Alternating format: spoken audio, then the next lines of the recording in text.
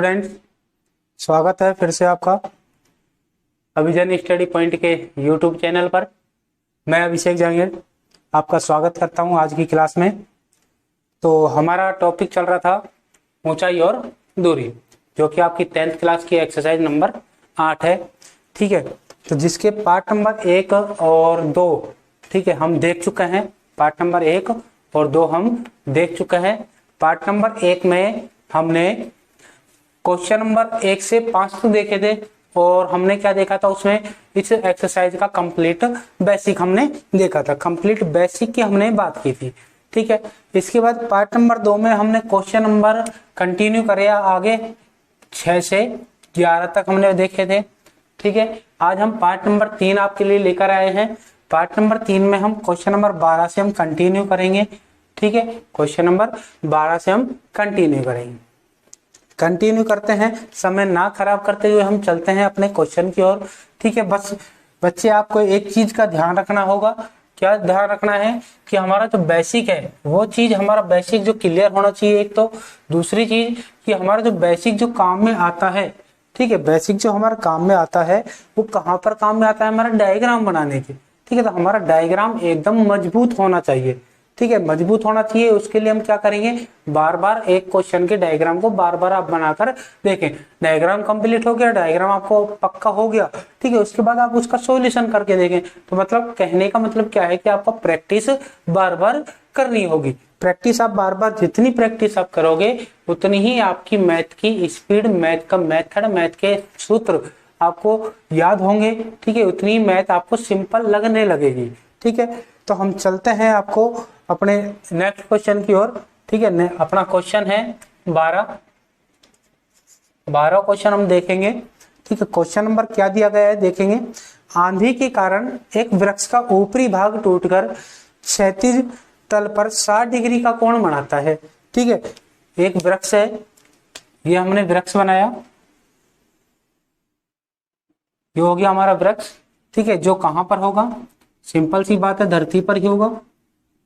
ठीक है, अब ये वृक्ष जो है वो क्या हो गया कि आंधी के कारण इसका ऊपर का भाग टूटकर नीचे गिर गया। ठीक है, ऊपर का भाग हम तोड़ देते हैं, जैसे कि यहां से इसको हमने तोड़ दिया। ठीक है, आंधी के कारण ये ऊपर वाला भाग टूट गया और ये नीचे गिरता है, तो नीचे गिरेगा क्षैतिज पर। तब ये नीचे गिर के कितने डिग्री का कोण बनाता है, 60 डिग्री का कोण बनाता है। कितने डिग्री का कोण बनाता है, 60 डिग्री का कोण बनाता है। आगे कि वृक्ष का शिखर क्षैतिज तल पर, वृक्ष का शिखर कौन सा है, देखो वृक्ष का शिखर ये था भाई, ये वृक्ष था, वृक्ष का शिखर यही है, परंतु टूटने के बाद ये शिखर कहां पर आ गया, अब नीचे आ गया। तो वृक्ष का शिखर अब ये माना जाएगा। ठीक है, यही है वृक्ष का शिखर वृक्ष की जड़ से, क्वेश्चन में दिया गया है। ठीक है, वृक्ष का शिखर वृक्ष की जड़ से कितने मीटर की दूरी पर है, 10 मीटर की दूरी पर है। कितने मीटर की दूरी पर है, ये 10 मीटर की दूरी पर है।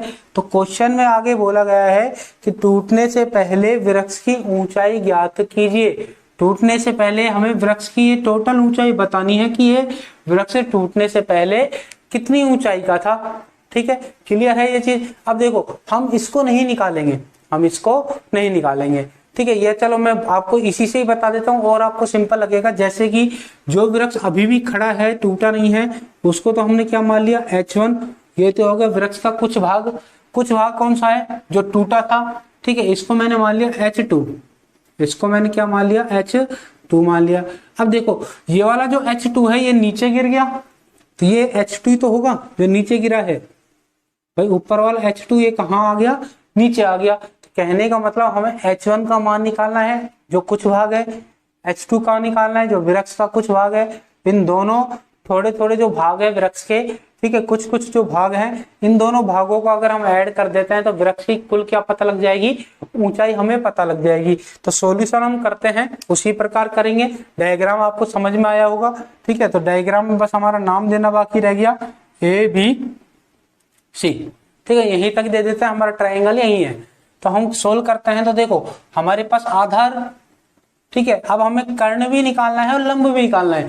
तो एक बार आधार को तो आप लेके ही चलो, आधार को तो आप लेके चलो, 10 दे रखा है। तो एक बार आपको लंब निकालना है, H1 निकालना है, एक बार आप लंब और आधार लो। जब कर्ण निकालना होगा तो हम आधार और कर्ण ले लेंगे। ठीक है, तो सबसे पहले हम लेते हैं आधार और लंब लेते हैं। तो आधार और लंब देखो किसके अंदर आ रहे हैं, tan थीटा के अंदर आ रहे हैं। tan थीटा बराबर क्या हो जाएगा, लंब बटे आधार हो जाएगा, लंब बटे आधार हो जाएगा। अब देखो यहाँ पर हम क्या कर लेते हैं, इसी में आगे हम यहाँ पर नाम लिख सकते हैं। ठीक है, अगर आप एक स्टेप बढ़ाना चाहते हैं तो एक स्टेप बढ़ा लो। tan थीटा बराबर लंब का नाम क्या है, लंब का नाम बच्चे देखो क्या है, BC। ठीक है, आधार का नाम देखेंगे AB, आधार का नाम क्या है AB। tan थीटा की वैल्यू देखेंगे, थीटा की वैल्यू क्या है हमारे पास 60 डिग्री वैल्यू है। BC की वैल्यू की बात करते हैं तो BC की वैल्यू क्या है हमारे पास, H1 BC की वैल्यू है। AB की वैल्यू क्या है हमारे पास 10 है। tan 60 की वैल्यू देखो, tan 60 की वैल्यू आपको याद होनी चाहिए, सारी वैल्यू आपको क्या होनी चाहिए, याद होनी चाहिए। ठीक है, तो tan 60 की वैल्यू है हमारे पास √3 H1 बटे 10। ठीक है, क्रॉस मल्टीप्लाई कर देते हैं, H1 को 1 से करेंगे H1, 10 को √3 से करेंगे तो 10 √3 H1 बराबर 10 √3 की वैल्यू रख लो 1.732। H1 बराबर ये कितना हो जाएगा 17.32 मीटर। क्लियर है, H1 की वैल्यू हमारे पास आ चुकी है। अब हमें H2 की वैल्यू निकालनी है। H2 की वैल्यू निकालने के लिए त्रिभुज वही लेना है, एक ही त्रिभुज है, उसी त्रिभुज को हम लेंगे तो हम लिख देंगे पुनः त्रिभुज ABC से। ठीक है, पुनः त्रिभुज ABC से। ठीक है, अब हमें कर्ण और आधार लेना है। तो कर्ण और आधार देखो किसके अंदर आते हैं, कोस थीटा के अंदर आते हैं। कोस थीटा बराबर होता है आधार बटे कर्ण होता है। ठीक है, तो कोस थीटा बराबर आधार का नाम क्या है, आधार का नाम देखेंगे आपके पास क्या है, AB आधार का नाम है। ठीक है, कर्ण का नाम हम देखेंगे, कर्ण का नाम क्या है हमारे पास AC, हमारे पास कर्ण का नाम है। ठीक है, थीटा की वैल्यू क्या है 60 डिग्री है, तो थीटा की वैल्यू हम रख लेते हैं, ये हो जाएगा कोस 60 डिग्री बराबर AB की वैल्यू क्या है, AB की वैल्यू 10 है। ठीक है, AC की वैल्यू देखेंगे, AC की वैल्यू है H2, कोस 60 की वैल्यू रखो, कोस 60 की वैल्यू क्या होती है 1/2 बराबर 10 बटे H2, क्रॉस मल्टीप्लाई करेंगे, H2 को 1 से करा H2, 10 को 2 से करा 10 दूनी 20 मीटर। ये किसकी वैल्यू आ गई, H2 की। टूटने से पहले हमें क्या बताना था, टूटने से पहले वृक्ष की कुल ऊंचाई। ठीक है, टूटने से पहले वृक्ष की कुल ऊंचाई हमें बतानी है, तो हम क्या कर लेंगे H1 और H2 को ऐड कर लेंगे। तो H1 तो कितना है हमारे पास, H1 हमारे पास आया था देखो 17.32 और H2 कितना आया 20। दोनों को हम ऐड करेंगे तो कितना हो जाएगा 37.32 मीटर में। ये हमारा क्या हो जाएगा, आंसर हो जाएगा। तो समझ में आया, क्लियर है। ठीक है, समझ में आया होगा, समझ में आया तो हम चलें अपने नेक्स्ट क्वेश्चन की ओर। क्लियर है ना, क्लियर है, सिंपल क्वेश्चन था, ज्यादा हार्ड नहीं था, बस हमें मेन चीज फोकस किस पे रखना है, हमारा डायग्राम पे। ठीक है, डायग्राम सही है तो आपका सॉल्यूशन भी सही होगा। ठीक है, सॉल्यूशन सही होगा, आपकी कैलकुलेशन आप पे निर्भर करती है, आप कैलकुलेशन किस प्रकार से करते हो। तो क्लियर है, ये चीज क्लियर है, तो चलते हैं हम अपने नेक्स्ट क्वेश्चन की ओर। ठीक है, तो हमारा नेक्स्ट क्वेश्चन क्या दिया गया है देखेंगे।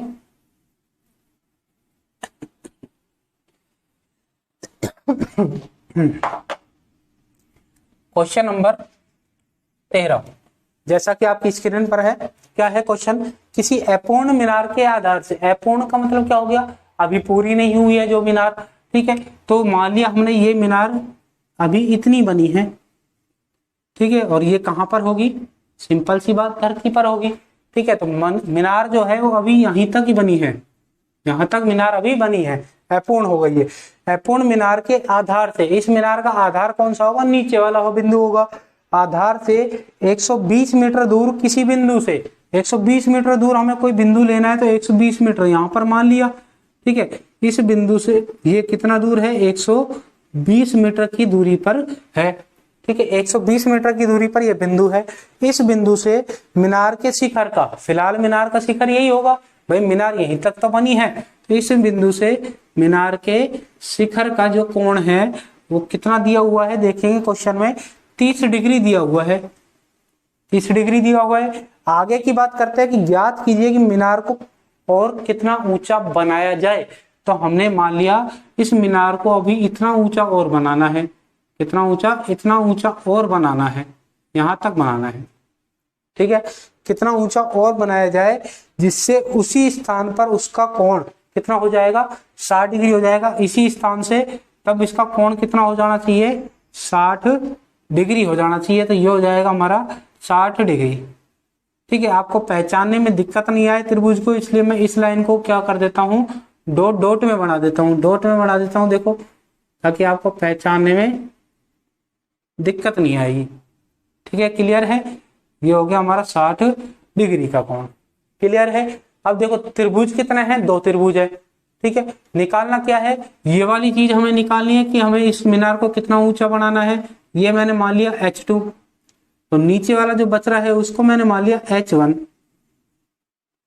ठीक है। अगर मैं इस टोटल की बात करता हूं तो ये टोटल क्या होगा, h1 प्लस h2, टोटल क्या होगा h1 प्लस h2।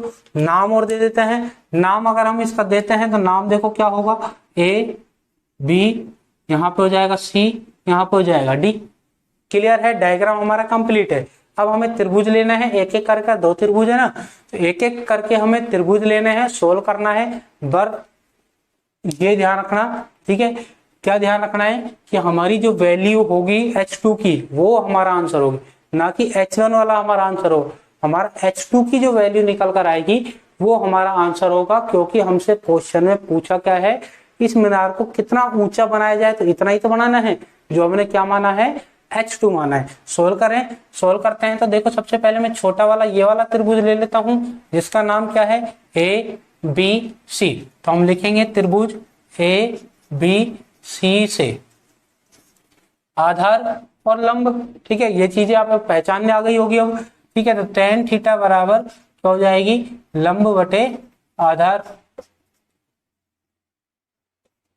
थीटा की वैल्यू कितनी है छोटे वाले में, देखेंगे आप छोटे वाले में कितनी है, 30 डिग्री। लंब का नाम है BC, लंब का नाम है BC। आधार का नाम क्या है, AB, आधार का नाम हो जाएगा AB। tan 30 की वैल्यू देखेंगे तो tan 30 की वैल्यू होती है 1/√3, ठीक है। BC की वैल्यू क्या है, BC की वैल्यू देखेंगे आपके सामने है h1। AB की वैल्यू आप देखोगे कितनी है, 120। क्रॉस मल्टीप्लाई करते हैं, क्रॉस मल्टीप्लाई करेंगे, h1 को √3 से करा तो h1 √3, 120 को 1 से करेंगे 120, √3 का भाग लगा देते हैं, h1 बराबर 120 में √3 का भाग लगाएंगे। अब देखो नीचे रूट की संख्या आ गई, नीचे रूट की संख्या आ गई, तो इसी संख्या से ऊपर मल्टीप्लाई, इसी से नीचे मल्टीप्लाई कर दो। h1 बराबर 120 को √3 से करेंगे 120, √3 को √3 से करेंगे 3, 3 से 120 कट जाएगा, कितनी बार, 3 चौक 12, 40 बार। h1 बराबर ये आ जाएगा 40, और √3 की वैल्यू मैं यहाँ पर रख देता हूँ, ठीक है। अभी तो ऐसे ही लिख देते हैं, अब रख देते हैं अगली स्टेप में। h1 की जो वैल्यू निकल कर आएगी वो क्या होगी, 40 मल्टीप्लाई 1.732। तो h1 बराबर मल्टीप्लाई कर देते हैं, तो 4 दूनी 8, 4 तिया 12, 7 चौक 28, 29, 2 4 दूनी 8, 9 10, ठीक है। 3 संख्या के बाद पॉइंट लगाना है, तो ये हो जाएगा 109.28। इन दोनों को मल्टीप्लाई जब करोगे तो कितना निकल कर आएगा, 109.28। क्लियर है यहाँ तक बच्चे, क्लियर है। तो हम बात करते हैं आगे अपना दूसरा त्रिभुज। दूसरा त्रिभुज है बड़ा वाला कंप्लीट, ए बी डी।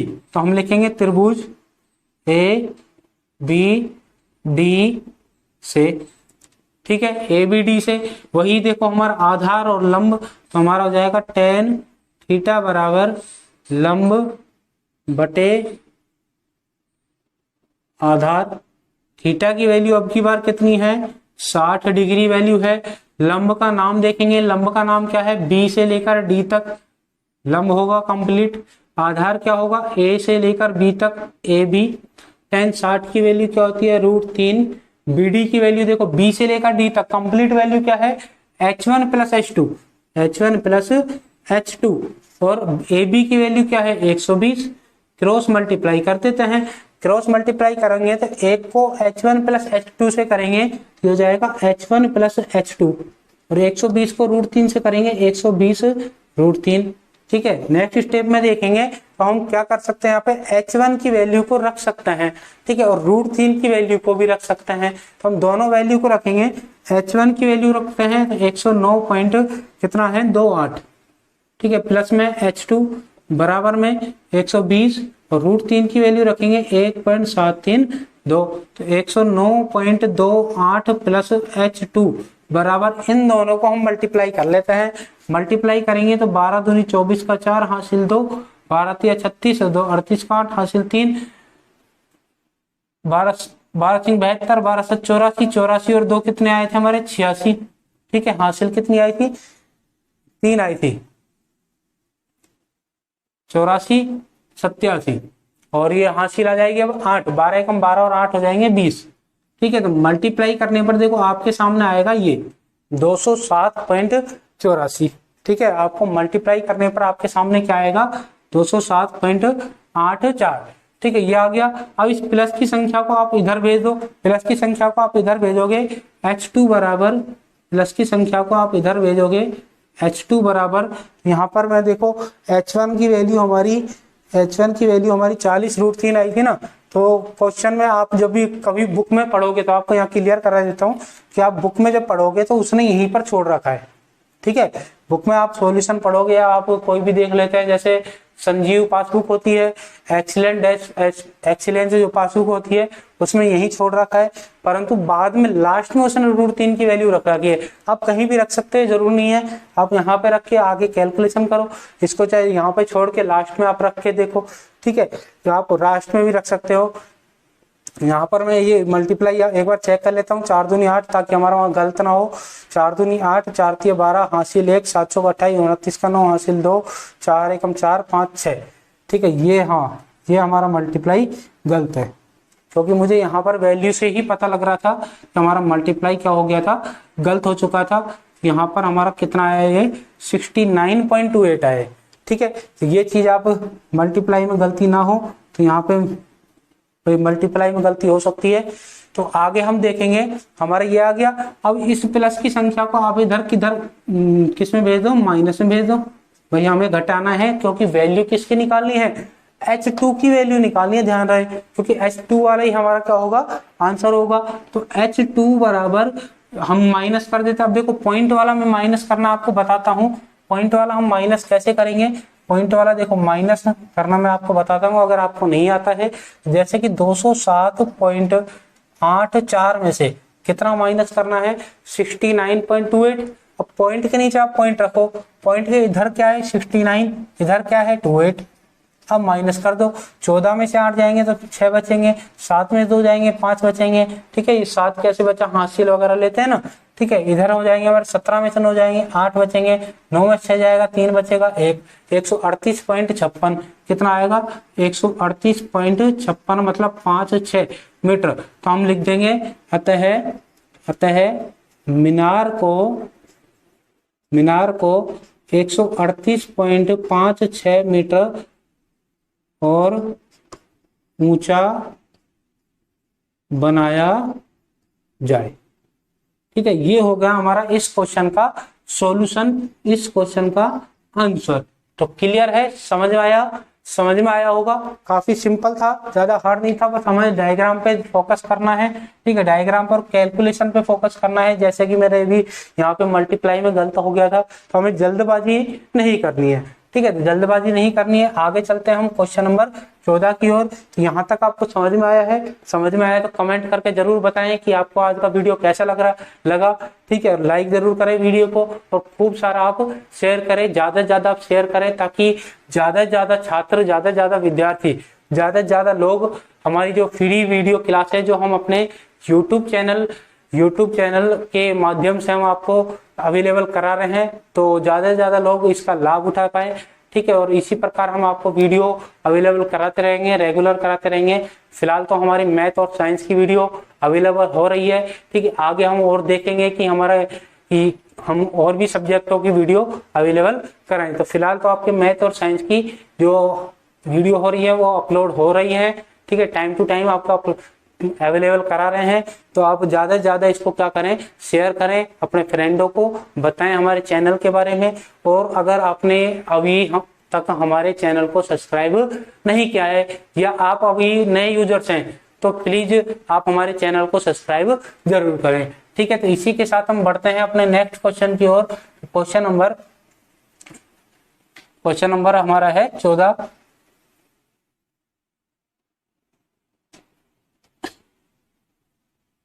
ठीक है, क्वेश्चन नंबर 14 जैसा कि आपकी स्क्रीन पर दिया गया है। क्वेश्चन नंबर 14 क्या है देखेंगे। क्वेश्चन नंबर 14 है कि एक मीनार के आधार से, तो सबसे पहले क्या कर लो, मीनार बना दो। बना दी मीनार, ठीक है। मीनार हमने बनाई, ये सीधी मीनार खड़ी हो जाएगी कहां पर, धरती पर खड़ी होगी। कहां पर खड़ी होगी, धरती पर खड़ी होगी, ठीक है। आगे की बात करते हैं, मीनार के आधार से 100 मीटर की दूरी पर, मीनार का आधार कौन सा होगा, ये होगा। इससे 100 मीटर की दूरी पर, 100 मीटर की दूरी यहां मान लो, इसकी 100 मीटर की दूरी पर, ये कितनी दूरी है, 100 मीटर की दूरी है। 100 मीटर की दूरी पर स्थित बिंदु से शिखर का, इस बिंदु से शिखर का, शिखर किसका होगा, मीनार का ही होगा भाई, मीनार के शिखर का उन्नयन कोण है वो कितने डिग्री है, 30 डिग्री है, क्वेश्चन में दिया गया है। तो मीनार की ऊंचाई ज्ञात कीजिए। मीनार की ऊंचाई हमें निकालनी है, क्या मान लोगे, h मान लोगे, नाम दे दें क्योंकि एक ही त्रिभुज है, सिंपल सा क्वेश्चन है ये, ठीक है। एक ही त्रिभुज वाला तो हमारा सिंपल है क्योंकि हमने पार्ट नंबर 1 में मैक्सिमम क्वेश्चन किसके करे थे, एक त्रिभुज के करे थे। पार्ट नंबर 2 में भी हमने मैक्सिमम क्वेश्चन किसके करे थे, एक ही त्रिभुज के करे थे। एक त्रिभुज में क्या है, क्वेश्चन छोटा होता है, सॉल्यूशन छोटा होता है, सिंपल भी होता है, टाइम की बचत भी होती है, ठीक है। तो ये हमारा सिंपल सा है, बस हमें करना क्या है, एक त्रिभुज है इसी को लेंगे, लंब निकालना है, आधार दिया गया है, लंब और आधार tan थीटा में आ जाएंगे। हम सॉल्यूशन करते हैं, देखो त्रिभुज ABC से, ठीक है, tan थीटा का फॉर्मूला लग जाएगा, tan थीटा बराबर लंब बटे आधार। tan थीटा की वैल्यू कितनी है, 30 डिग्री है। लंब का नाम क्या है देखेंगे आपके सामने, BC। आधार का नाम क्या है, आधार का नाम है AB। tan 30 की वैल्यू क्या हो जाएगी, 1/√3।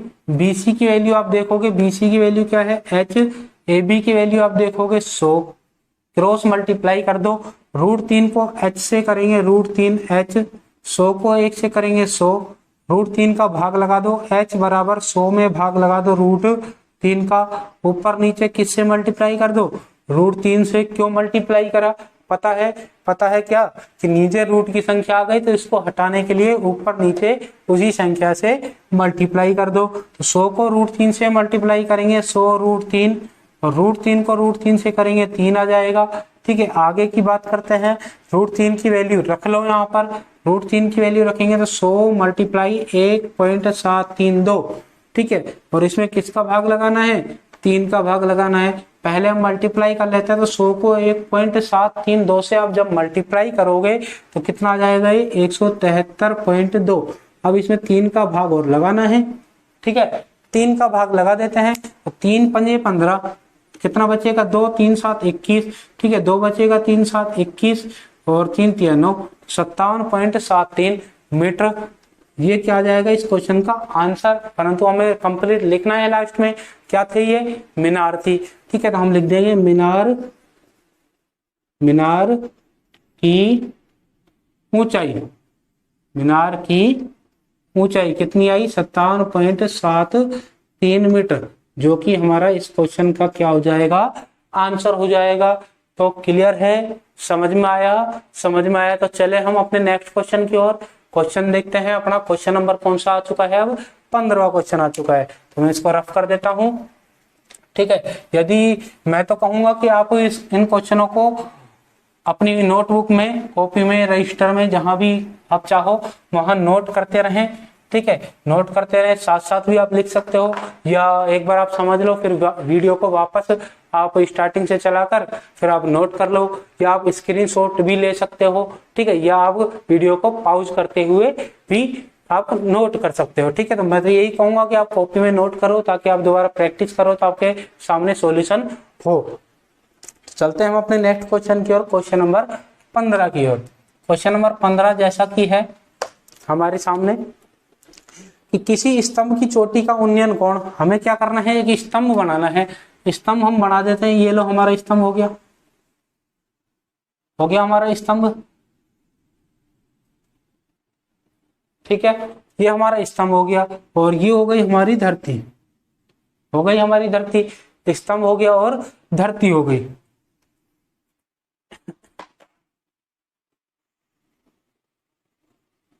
ठीक है, स्तंभ हो गया। अब क्वेश्चन में क्या बोला गया था कि किसी स्तंभ की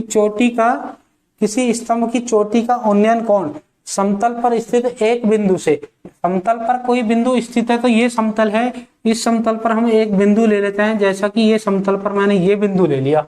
ठीक है, इस बिंदु से इस स्तंभ की चोटी का, स्तंभ को थोड़ा और बड़ा कर दिया मैंने, तो इस बिंदु से स्तंभ की चोटी का जो कोण है वो कितना दिया गया है, देखेंगे 15 डिग्री दिया गया है। कितना दिया गया है, 15 डिग्री दिया गया है। आगे स्तंभ की ओर 100 मीटर चलने पर, ठीक है, स्तंभ की ओर 100 मीटर जा रहा कोई व्यक्ति, यहाँ पर है व्यक्ति, ठीक है, वो कितना मीटर गया स्तंभ की तरफ, 100 मीटर गया, तो मैंने मान लिया कि 100 मीटर यहाँ तक पहुंच गया। कितनी मीटर दूरी है ये, 100 मीटर की दूरी है। ठीक है, यहाँ तक पहुंच गया। इस बिंदु तक जब वो पहुंच गया तब उसके शिखर का जो कोण है वो कितना हो गया, क्वेश्चन के अनुसार देखें कितना दे रखा है, 30 डिग्री हो गया। कितना हो गया, 30 डिग्री हो गया। आगे की बात करते हैं कि स्तंभ की ओर 100 मीटर चलने पर उन्नयन कोण 30 डिग्री हो जाता है, तो स्तंभ की ऊंचाई ज्ञात करो। हमें क्या करना है, इस स्तंभ की ऊंचाई निकालनी है, जिसको क्या मान लेंगे, h मान लेंगे। इसको क्या मान लेंगे हम, h मान लेंगे। ठीक है, h की वैल्यू हमें निकालनी है। अब बची ये वाली दूरी, इस वाली दूरी को भी हमें मानना पड़ेगा, तो इसको मैंने क्या मान लिया, x मान लिया। क्लियर है, क्लियर है। तो यहाँ पर देखो एक चीज नहीं आई है, क्या नहीं आई है कि यहाँ पर देखो हमें पता है कि जो त्रिकोणमितीय सारणी होती है, जो कि हमने एक्सरसाइज नंबर 6 में देखी थी, उसमें डिग्री कौन कौन से होते हैं, 0, 30, 45, 60 और 90।